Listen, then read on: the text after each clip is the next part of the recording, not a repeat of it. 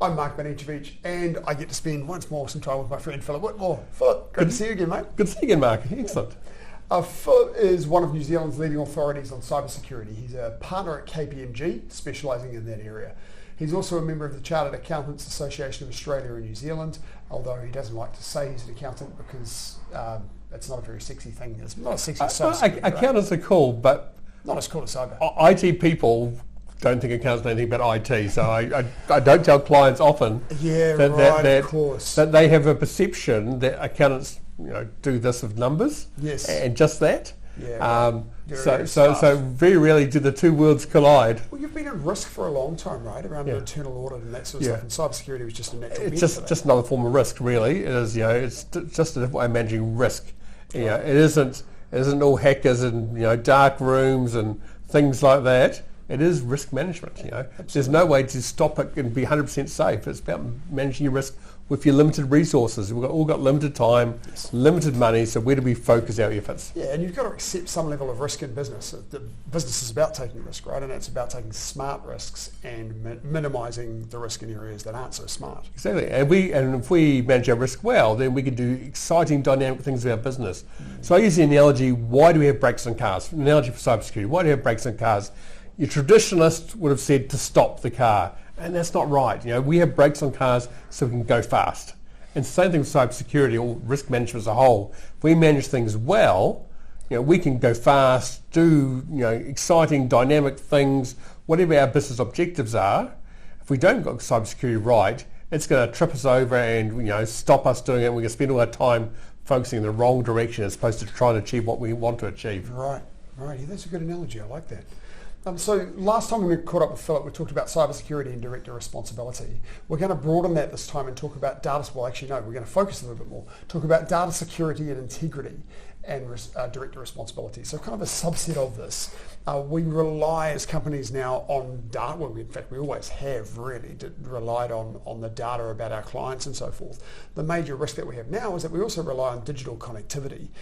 Every business is connected somehow to the internet, and so you have this risk of losing access to those data, whether it's somebody hacking in or email accidentally sending information out to the wrong place.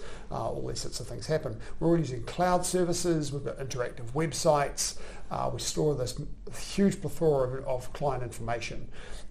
What risks do third-party IT providers pose to their customers, those providers we all rely on? I think third-party organisations probably present our greatest risk. And here we're talking about two sets of organisations really. Those that we let into our environments to help support our environments, to supplement our IT team, or they might be our IT team entirely, or say cloud providers where we give them our information and that they're protecting on our behalves, and sometimes we have aspects of control and they have other aspects of control. So two lots. We, however, just tend to be, someone else looking after that, therefore it's okay. And that's often not the case, or they've got one set of expectation, you've got another.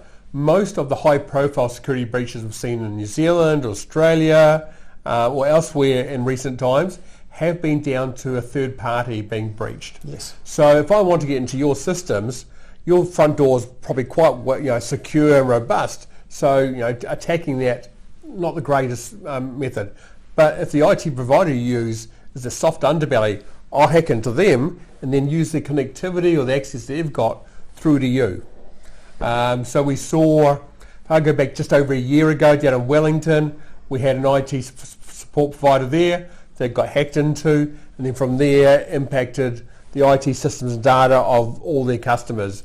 And that was made public. It hit the likes of Accuro, an insurance provider. It hit some government agencies like the Ministry of Justice and a range of other ones, all public. And that's not the first one. It happens over and over again because we just assume these organisations are good. Same with cloud providers. There are some, and I'm not saying they're all bad. There are good and bad cloud providers. Some really good ones, put a lot of effort, a lot of focus. And sometimes using cloud providers will end up far more secure than what we could do ourselves. But other times far less secure. Not everything's the same. And they're a bigger target too, because as you say, that example that you gave, and Accuro I think is now up for sale. They're looking to be sold to Unimed. and I'm sure that a huge part of that is off the impact of that data breach, because it has a huge impact for businesses. The providers, as you suggested there, have access to so many more clients. If you target a company, as you say, the doors are fairly closed, largely because they don't do so much of it themselves. The outsourced provider's doing it. You go to the outsourced provider, you're getting 100 different companies, not one company. It's a multiplier. We normally use an organisation and use a term like a multiplier. It's normally in a positive way. Yes. I guess it is for the bad guys this time. It happens often, and often the IT provider and then ourselves wouldn't know it happened. Sometimes it's very public. Right. Sometimes I'm stealing information, holding it to ransom or applying ransomware. That's very public because I want to embarrass you to get money or want you to be able wanting to use your IT sphere. Other times I'm in and I'm out, and I come back later and I do it all over again. Third party, probably some of the biggest risk. It's the one that we're just forgotten about. It's altogether.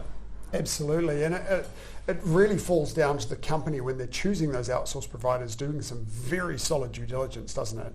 And asking the right questions of that provider around data security, which means having some knowledge of what questions to ask and how to interrogate the answers. Correct. I mean, there is a process. We have later going. It is a business process about assessing risk of these third parties, and someone is gathering information to help inform our judgment about that level of risk and have the outcome. And if you want an example, we can go get a question set itself. Government has one for around cloud providers that uses that's freely available on, I think, digital.gov.nz that you could use.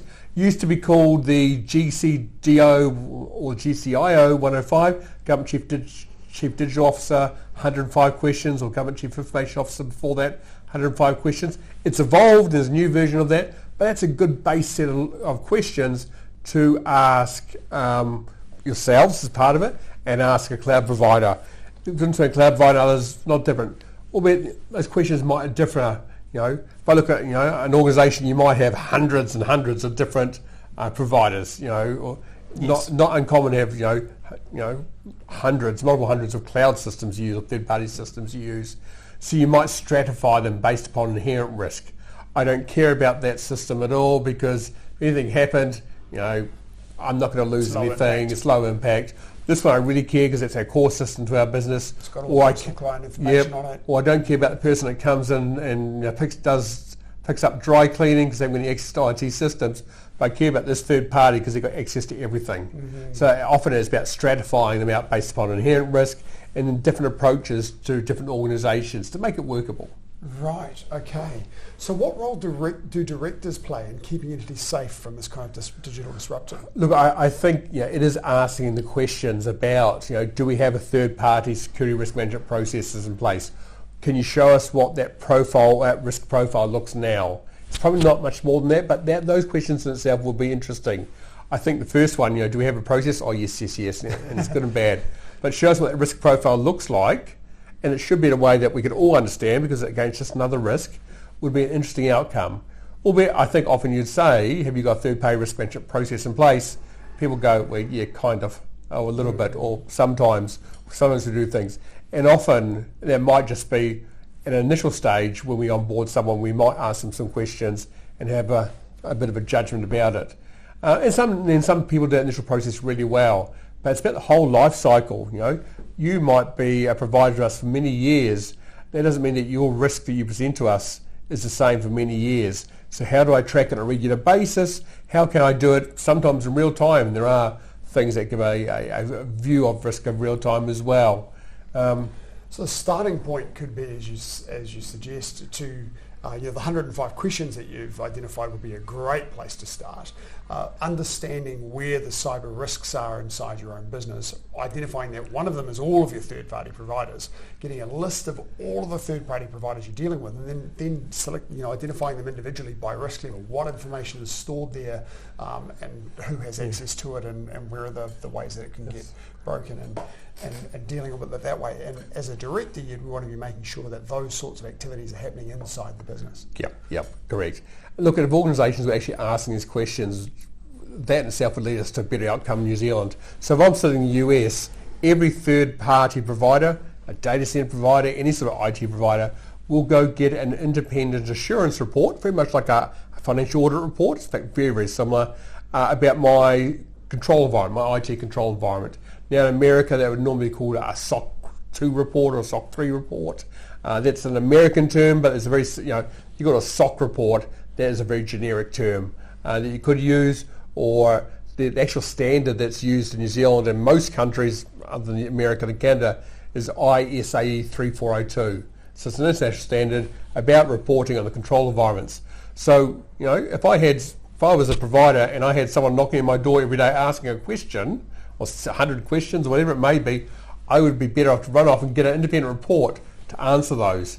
Now, that's probably a good question to start with. Do you have a SOC report? If the answer is no, it's like, that would raise a little bit of concern initially, because, organisations that take it seriously generally will have something, albeit in New Zealand, not many do yet. There is a small number, because their customers, particularly their customers that are coming in from offshore, are asking those questions, and we need to ask them more. Mm-hmm. Absolutely, and this again comes down to that concept of due diligence, right? Doing your due diligence on those companies. Moving into the Privacy Act, it requires anyone who holds client data to keep it secure.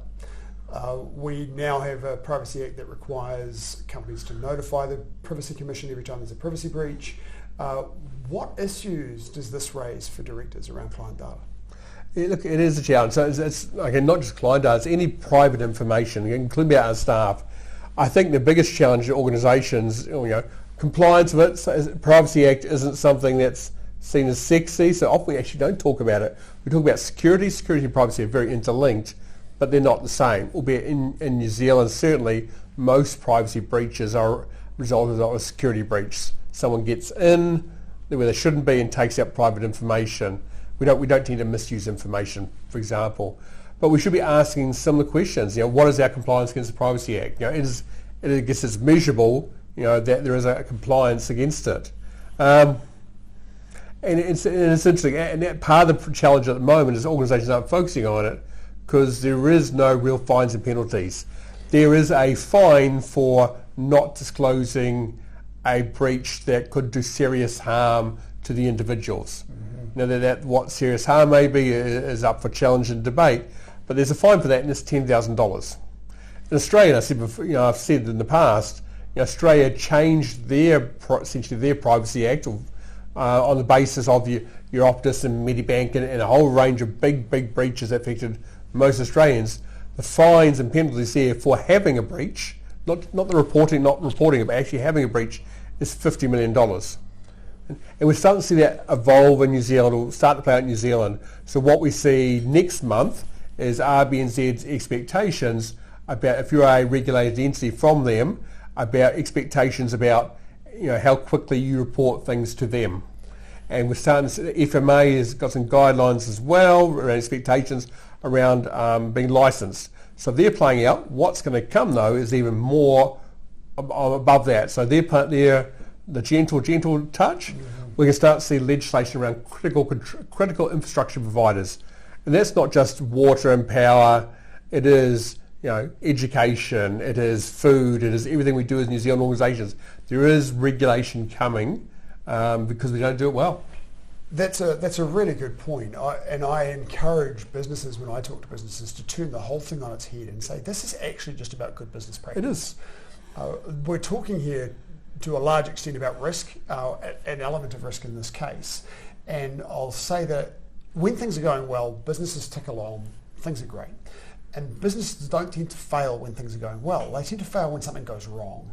And these things, the likelihood of this stuff going wrong now is so high. We talked about cybersecurity last time, these issues around client data, because of the involvement of third parties in storing data, the use of cloud services rather than having control on our own servers and things these days, the risks are so much greater of having breaches in this space. And as a director of a company, it behoves you to ensure that the company is to succeed. It has to be over its major risks and ensure that the company has good ways of dealing with those risks to mitigate them and minimise them and if they do go wrong, to react to them quickly, to respond quickly and recover quickly. Yeah, it is always about risk management. And I think people get there, but often you'll see an enterprise risk register whether it's a privacy risk or a security risk or both, is 1 or 2 line items. That's all very good. And look, that is probably the volume we have. But what's underlying that? Yes. Where is our security risk management process that rolls up to give me that 1 or 2 line items? Okay, and privacy can be part of that as well. Most organisations, that doesn't exist. It comes down to someone going like that. There isn't, certainly in New Zealand that we're talking about here, there isn't that size behind it. I don't know why. Many parts of our business are very focused on risk. I think it just comes down to IT people. It's not something they know, and again, it's a lost in translation. We don't know what questions to ask IT people. IT people don't know how to measure the risk, apart from very general terms. I'm not saying they're not doing it, but it's not the same way we manage other risks. In our organisations, it is something we put aside. It's even interesting from, say, banking sector. We very focused on risk. Bank. You have a whole op risks teams, but it doesn't tend to be cybersecurity risk. That's put somewhere else. Yes. It's not part of op risk, but it is an operational risk. Yes. And it's a key operational risk. So it's even interesting for organisations like banks who do risk management very, very well and very focused on it. So, and in other industries as well, the sports organisation that I've been involved with, you talk about risk management and that, and they think health and safety risk. And as a board, you need to think broadly about all types of risk and put them all, prioritise them according to their likelihood and their impact and so forth. And then from that, the ones that are most extreme are the ones that you really have to ensure that you're all over. And those ones that often come to the front of mind in many of those organisations might be in that higher area, but in focusing singularly on a risk, they're forgetting everything else. Yeah. It is multiple risks. You're right, health and safety in many businesses will be towards the top, if not the top. It depends upon the nature of the business. Cybersecurity for most businesses will be at the top, top be at the top. 3 or 4. Yes. And there are many businesses where health and safety is right near the bottom. Yeah. You've already provided the example of the firm in Wellington that the data provider that collapsed and affected companies like Curo and some of the government entities and so forth. And I suggested, the Curo is now being bought by Unimed, that these things had significant impacts on those businesses. What lessons should directors take from these examples? I think it's asked questions now about how do we manage third-party risk. It sounds quite simple, but just having that conversation itself will start to worry you. The management should be able to articulate that way. And third-party security risk is probably the main third-party risk to talk about, but other ones as well. Asking a question about third-party security risk, just having that conversation will be enlightening in itself. You'll start to get lots of comfort, or probably the opposite, lots of discomfort straight away. And then it'll be time to dig deeper and make sure that things happen. Correct. Yeah. You can outsource responsibility for doing something, but not accountability. We tend to, though, think the accountability for it is being outsourced. Yes. Yeah. We're not. If we ask the question, no. But in reality, it's very easy to say that company does that, therefore it's their problem. Yeah. But ultimately, if anything goes wrong, it's your company that's going to be impacted. It is, as you say, you haven't transferred responsibility. No, and you get all sorts of interesting arguments at times. That's what they do. They're really good at it. Well, they might be, or they might not be. How do you know? Just because they're a big name, big organisation, global, national, doesn't mean they're good at it. But they could be. Just because they're a small organisation doesn't mean they're bad at it either or good at it. They could be either. Or they might do things really well in one area and not well. Or they might take a one-size-fits-all approach, but each organisation is different. Or they're managing this part of the risk really well, but the other part of the risk is your responsibility, and you had assumed it was theirs. Yeah. Right, and it comes down to those due diligence questions we talked about before. Yeah, absolutely. That's been great.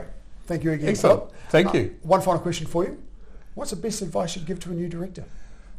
Ask lots of questions. I think it's ask lots of questions, and if you don't get answers in a way that you understand, ask more questions or different questions. We don't do that enough. We directors will consume information, I think, in the IT world often, but not necessarily ask.